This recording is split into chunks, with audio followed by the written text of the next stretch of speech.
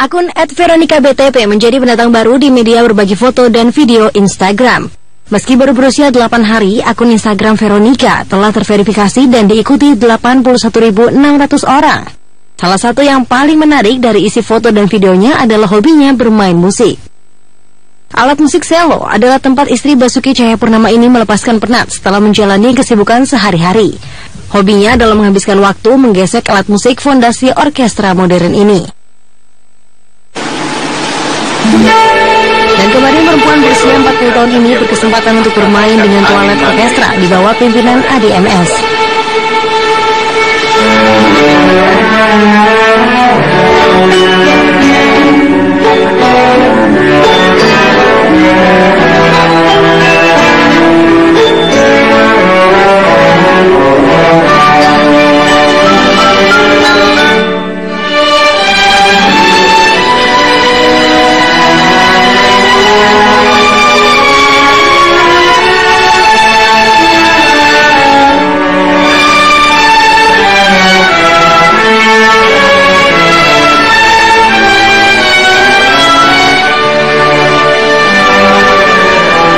Kepiawaian ibu 3 orang anak ini menuai pujian dari puluhan ribu netizen yang menonton videonya.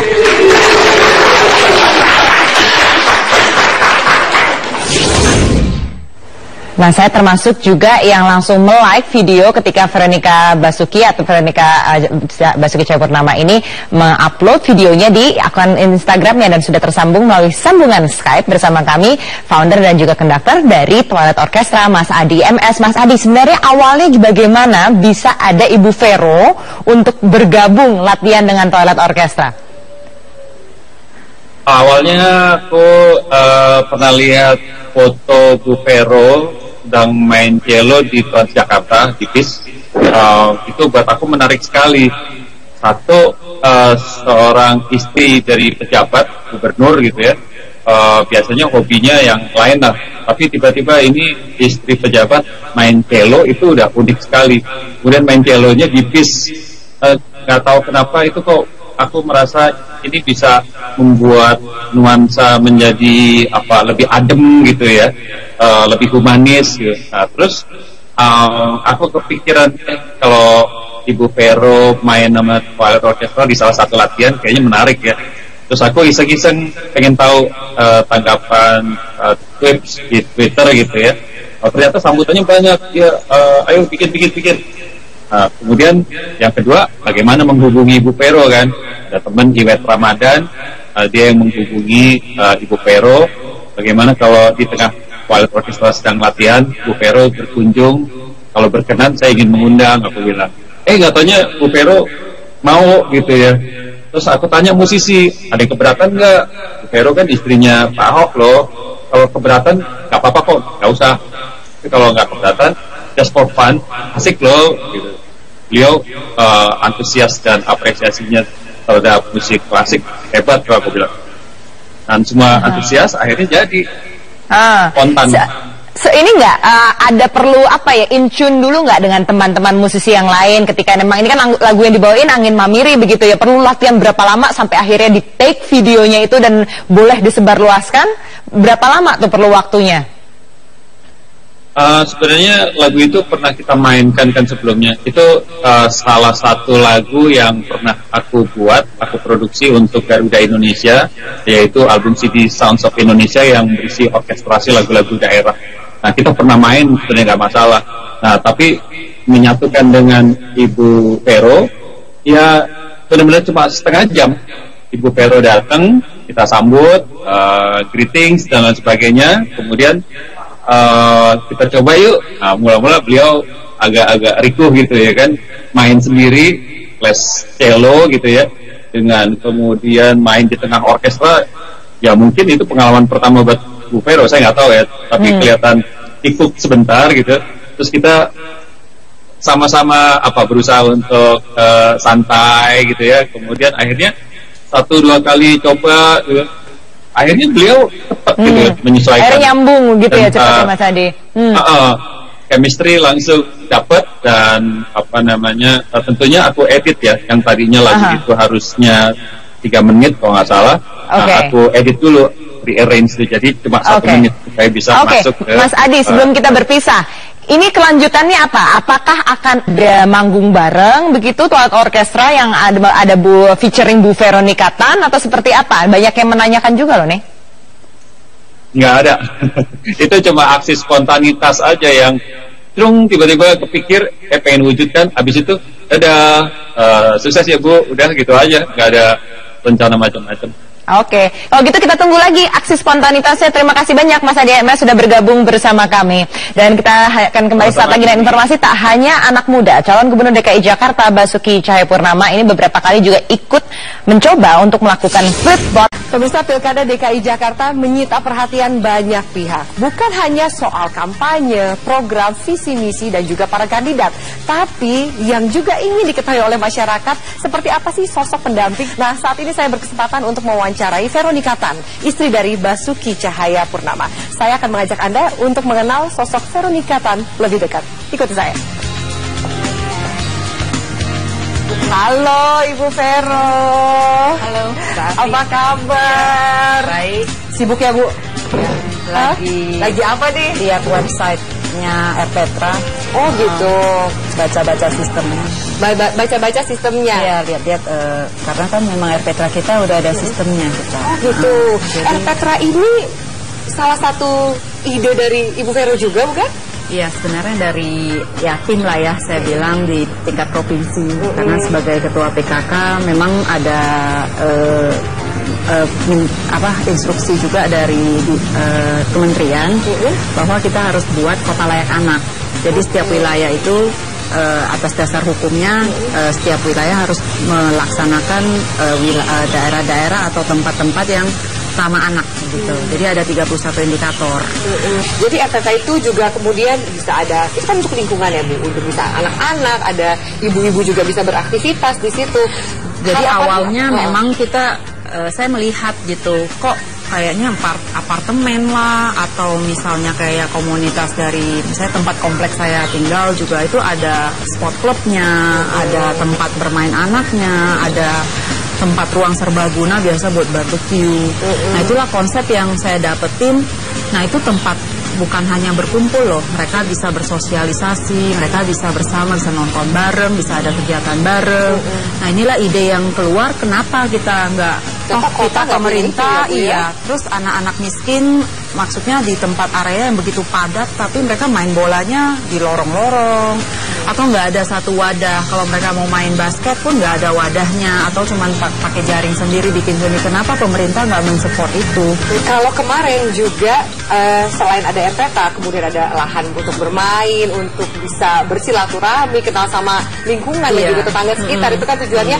Yang kemarin itu sempat viral, ada muralnya juga. Itu idenya dari mana tuh? Nah itulah kita lihat gambar. Nah sebenarnya kan tujuannya adalah waktu awal kita melakukan itu supaya ada kegiatan positif yang dilakukan, baik dari kegiatan anak-anak sampai kegiatan orang tua. Jadi kita bisa ngajar menjahit lah, kita juga bisa ada pengajian boleh, asalkan tidak boleh ada kegiatan yang terus-menerus kayak sekolah.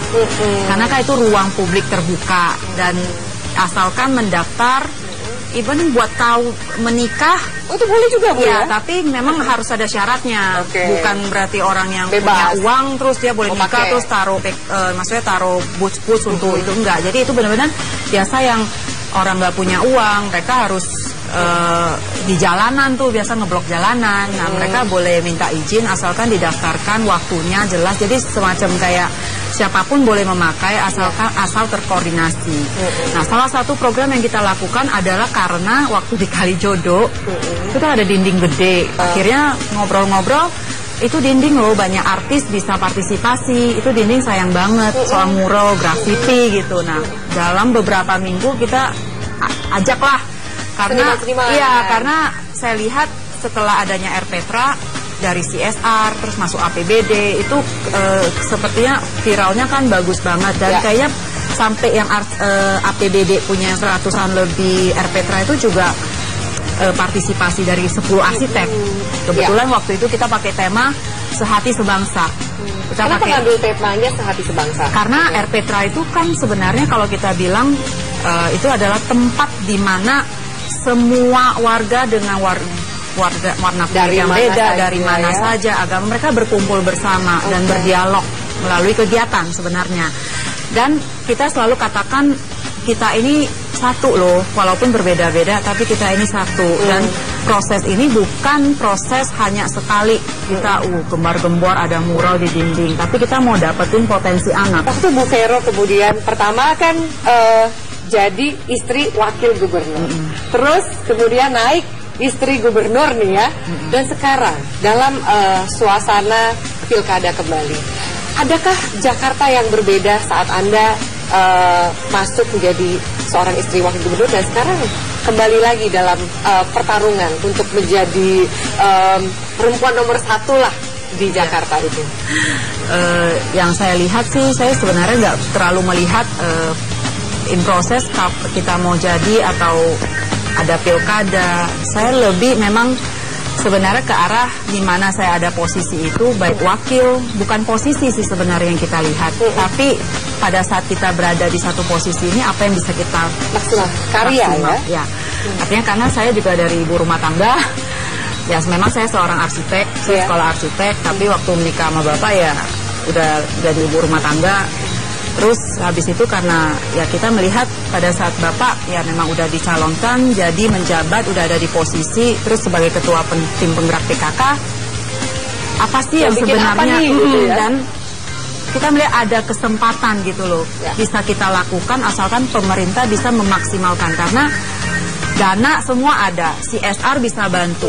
Nah itulah yang semua yang membuat ya akhirnya saya merasa seneng gitu loh, bisa membantu warga dengan kapasitas saya sebagai seorang ya istri gubernur atau istri wakil gubernur.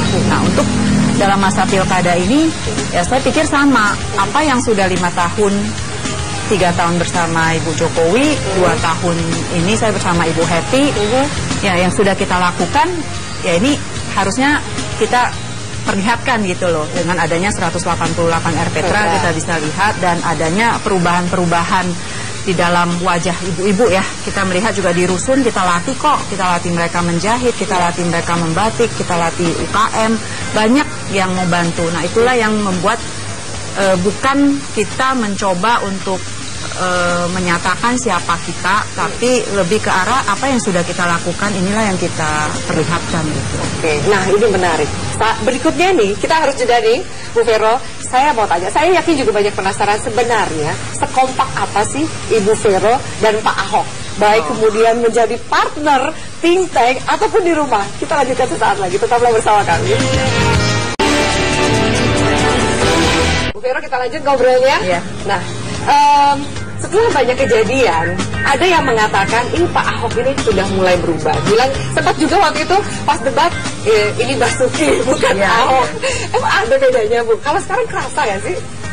Iya, kalau sebenarnya Bapak itu dari dulu sampai sekarang ya sama aja sih sebenarnya. Memang orangnya lebih impulsif ya, artinya bukan masalah subjektif sih yang dilihat. Kalau beliau bekerja tiba-tiba lihat memang kerjaannya nggak beres atau apa, memang cenderung orangnya mau cepat gitu loh, jadi dijawab. Nah mungkin kalau yang mungkin berbahasa atau apa, mungkin kadang-kadang media juga ya mungkin bertanya atau apa, ya itu yang suka dijawab seperti ini. Tapi kayak dulu waktu pertama Bapak di pulau di Belitung ya juga sama, kan kita juga campaign juga untuk yang Belitung, terus waktu gubernur di Bangka Belitung ya memang bahasanya apa juga sama, namanya orang Sumatera gitu ya, tapi nggak punya maksudnya bukan punya maksud apa-apa, tapi ya memang gimana pun kalau dulu kita kan nggak ada media, nggak ada expose, nggak kan di pulau lebih kecil gitu. Nah sekarang di Jakarta memang beda lah. Nah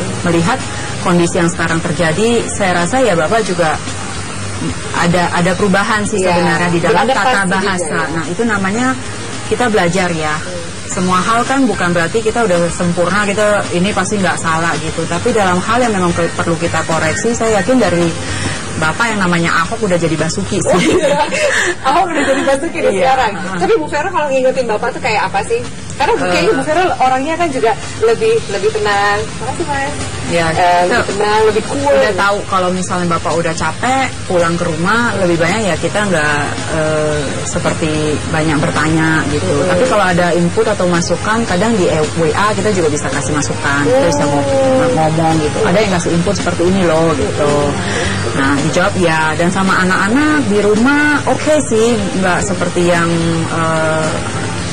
seperti ngomongnya ini gitu. Cuman memang kalau dalam pekerjaan atau dalam hal-hal yang menyangkut ya istilahnya mempercepat gitu atau kerjanya ini ya memang lebih, dan untuk hal benar ya menurut tata cara di dalam pemerintahan kan Bapak ikut aturan gitu loh. Jadi mungkin jawabnya lebih tegas gitu. Oke. Bu, tapi kalau kemudian kita tahu juga ini apa sama-sama menjadi tim menjalani masa kampanye di putaran kedua. Di satu sisi juga ada proses hukum yang berjalan. Bagaimana Ibu menguatkan diri dan juga menguatkan keluarga? Ya, saya boleh katakan perjalanan ini kan bukan hari ini ya. Saya sama Bapak itu ada di dalam kancah politik gitu. Udah dari belasan tahun, dari tahun 2001 sebenarnya Bapak udah masuk. Jadi kejadian-kejadian kayak di pulau atau kejadian di Belitung atau waktu di daerah ya itu juga sama sebenarnya. Jadi sepertinya nggak terlalu istilahnya kok kayaknya memang kita kaget ya, artinya mendadak kok tiba-tiba jadi hal yang heboh gitu, sampai heboh seluruh negara gitu, artinya di Indonesia. Dan mungkin ya saya kira menghadapinya mau nggak mau ya harusnya kita jalanin aja gitu. Paling kita mencoba berusaha untuk gimana sih kita melakukan yang dengan baik. Toh udah ada kasusnya dan harus dijalankan. Jadi kita dengan tabah aja, artinya untuk ngejalanin ini sambil kita mencoba ya memberikan jawaban bahwa yang kita lakukan ini selama 3 tahun, selama 5 tahun ini ya kita sudah jalankan apa-apa yang bisa kita lakukan sebagai yang terbaik. Ya, sebagai seorang pejabat gitu. Kita pejabat itu adalah melayani. Mungkin Ibu yang paling mengenal sosok Pak Basuki. Apa sih yang belum diketahui banyak orang? Pak Basuki itu sebenarnya orang yang seperti apa sih di matanya Bu Vero? Bapak itu baik mungkin ya jadi suami, jadi ayah, atau bahkan jadi seorang pemimpin. Kayak kalau apa? Misalnya di rumah ya nggak banyak orangnya nggak banyak istilahnya kayak impulsif gitu ya, karena lebih di rumah ya main sama anak-anak gitu, nggak terlalu banyak ngurus ngomong cerita aja apa yang terjadi gitu. Tapi di rumah tenang sih, ya bisa share, bisa ngomong kira-kira ada masalah apa, dan ya kalau saya dari pihak saya gimana saya bisa ngelakuin apa yang saya butuhkan di dalam pekerjaan sebagai, karena kan link kan. Saya selalu katakan pemerintah infrastruktur, Ibu PKK soulnya, jiwanya. Jadi itu harus nempel ya, kayak suami istri juga. Jadi si bapak yang memberikan ruang publiknya dalam bentuk infrastruktur. Nah, Ibu PKK memberikan soul, jiwanya, bagaimana mengisinya. Jadi itu sama gitu. Jadi ya nggak ada istilah, jadinya secara nurani, secara maksudnya natural gitu ya. Apa harapan dari Ibu Vero dan Pak Ahok ke depan sebenarnya untuk DKI? Sebenarnya harapan kita adalah kalau jadi pejabat itu kan bukan seumur hidup ya, itu ada batasnya. Tapi sebenarnya pada saat kita ada di posisi itu, legacy apa yang kita bisa berikan sebenarnya, yaitu sistem. Dan siapapun yang menjabat, itu program tetap sama. Nah, cara mengaplikasikannya ya harus ada sistem gitu. Jadi sistem yang mengolah masyarakat. Kita paling menjabat, kalau nanti menjabat lagi juga 10 tahun. Artinya kan 5 misalnya. Dan habis itu memang juga udah nggak bisa menjabat di situ, harus orang lain. Tapi apa yang bisa kita tinggalkan sebenarnya itu. Jadi saya selalu katakan bukan masalah posisi, jabat, dan dengan tim kita bekerja ini tim. Saya nggak mungkin bekerja sendiri. Saya punya banyak kader di masyarakat yang relawan-relawan. Kader itu dikatakan tuh memang istilahnya tanpa pamrih ya mereka ya. Tapi kalau tidak ada mereka, saya selalu katakan, saya butuh kaki tangan, saya butuh pengelola yang benar-benar kerja yang punya hati. Hanya satu kuncinya, kalau kita benar-benar punya hati, kita pakai hati untuk berbicara, otomatis segala ide akan keluar. Saya datang juga nggak ngerti PKK kok. Saya cuma tahu waktu awal PKK ini, ya saya lihat 10 program itu adalah sama seperti bagaimana kita mendidik anak. Kita membuat anak itu pergi imunisasi. Kita membawa anak ini sekolah dengan PAUD. Kita posyandu imunisasi. Nah, bagaimana kita penyuluhan kepada ibu-ibu supaya ngajarin anaknya gimana hidup sehat? Susah sih, Bu? Penyuluhan ke ibu-ibu gitu? Susah. Sama aja. Sama. Kalau kita di rumah, anak kita juga kita harus terus berulang-ulang. Tapi kenapa kita katakan kepada anak? Karena kita cinta dan sayang kepada anak. Nah, itulah yang harus dibawa sebenarnya.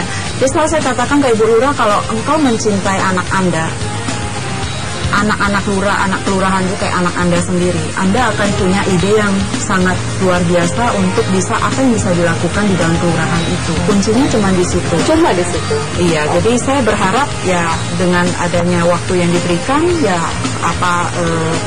partisipasi apa yang bisa kita berikan selama kita berada dimanapun kita ada. Yang penting kita punya hati dan kita mau melakukan. Oke. Baik, berikutnya kita harus jeda lagi Bu Vero. Berikutnya saya mau tanya, apakah kemudian, karena kan tantangan untuk membenahi permasalahan ibu kota yang kompleks, ini banyak sekali. Sempat terpikir nggak sih untuk menyerah aja, atau bagaimana kemudian berkeluh kesah dengan Pak Ahok? Kita lanjutkan saat lagi, tetaplah bersama kami.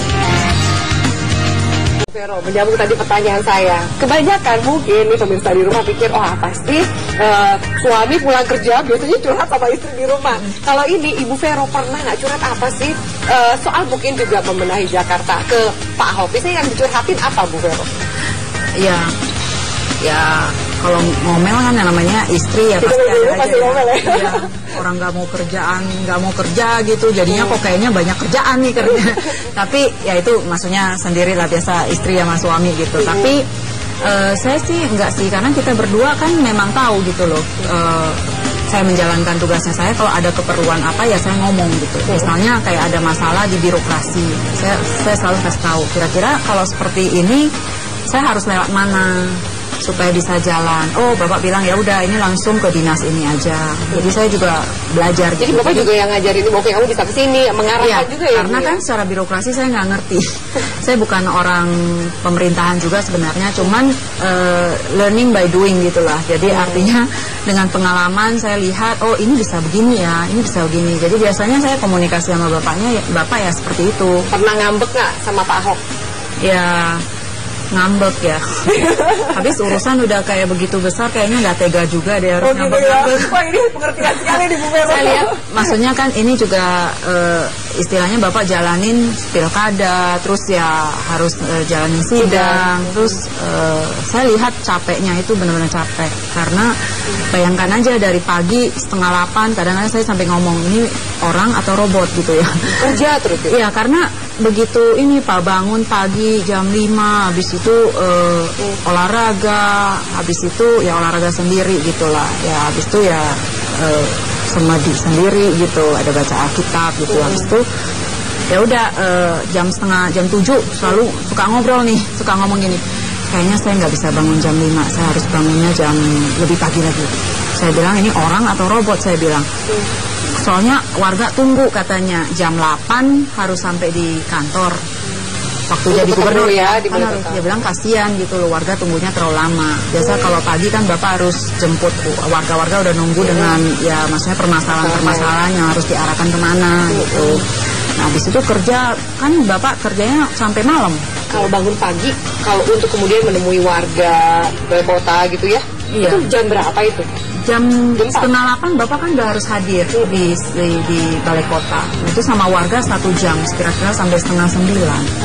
Nah ini pilkada aja untuk urusan-urusan ketemu orang, terus harus ya belusukan atau apa, itu juga sama jam 8. Kadang pulang ketemu orang lain sampai jam 10, jam 11 gitu.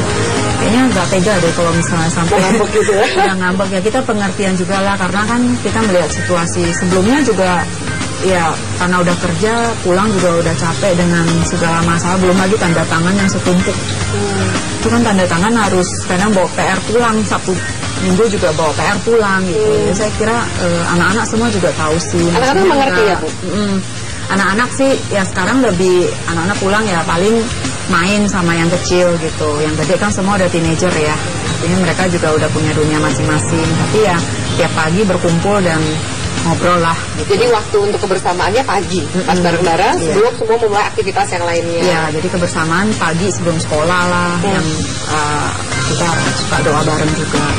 Apa kata-kata yang paling diingat oleh Bu Vero untuk menguatkan? Apa mungkin nasihat dari Pak Ahok ke Ibu Vero dalam menjalani ini ke depan? Ke depan kan juga mungkin bukan urusan cuma pilkada ya Bu, tapi juga bagaimana ke depan sebagai keluarga, bicara soal apa yang akan dilakukan dan lain-lain.